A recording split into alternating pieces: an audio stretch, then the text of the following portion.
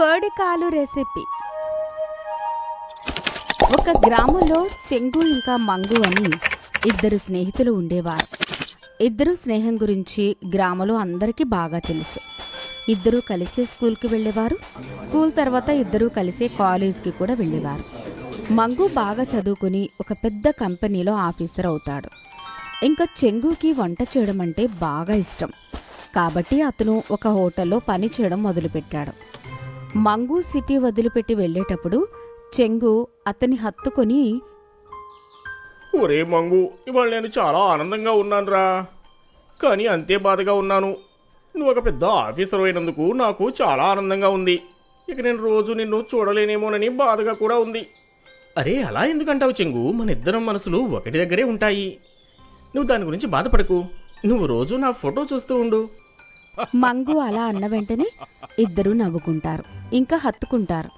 ఆ తర్వాత మంగు చాలా కష్టపడి ఒక పెద్ద ఆఫీసర్ అవుతాడు. ఇంకా ఇక్కడ చెంగు హోటల్లో చాలా మంచిగా పని చేస్తూ ఉంటాడు. అతనికి బాగా డబ్బులు కూడా వస్తూ ఉంటాయి. దాంతోపాటు అతను గ్రామంలో అందరికీ కొత్త కొత్త రకాలు వండి తినిపిస్తూ ఉండేవాడు. ఒకరోజు మంగు చెంగుకి ఫోన్ చేస్తాడు. అరే చెంగు, ఎలా ఉన్నావు? అరే మంగు, నువ్వు ఎలా ఉన్నావు? చాలా రోజులవుతుందిరా చూసి.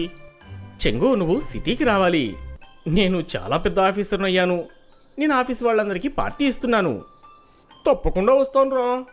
సరే, నువ్వు తప్పకుండా రావాలి.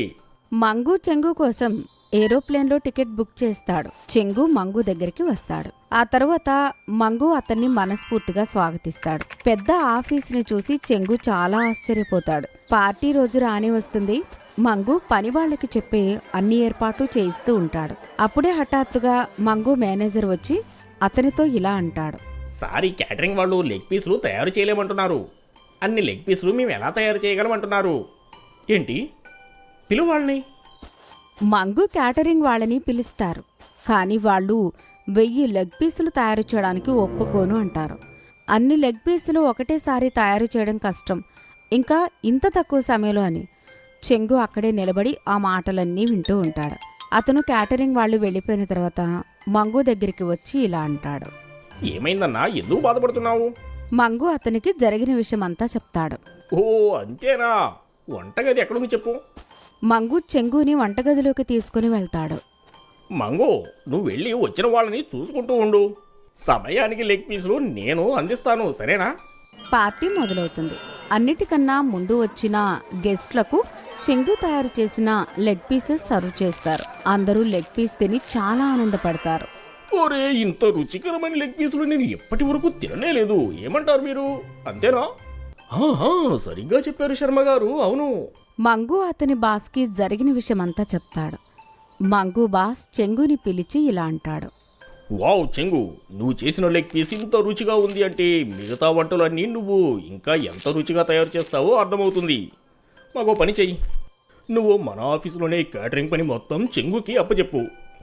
ఇవాల్టి నుంచి మన ఆఫీసులో వంట చేసే బాధ్యత ఒక చెంగుది మాత్రమే. ఈ ప్రకారంగా లెగ్ పీస్ రెసిపీ ద్వారా చెంగుకి చాలా పెద్ద కంపెనీలో క్యాటరింగ్ చేసే కాంట్రాక్టు దొరుకుతుంది. ఇంకా అతని స్నేహితుడు మంగుకి ధన్యవాదాలు చెప్తాడు. ఇంకా ఇద్దరు స్నేహితులు హత్తుకుని ఆనందపడతారు. ఒక గ్రామంలో కృష్ణ అనే ఒక వ్యక్తి ఉండేవాడు. ఆయన చాలా కష్టపడేవాడు.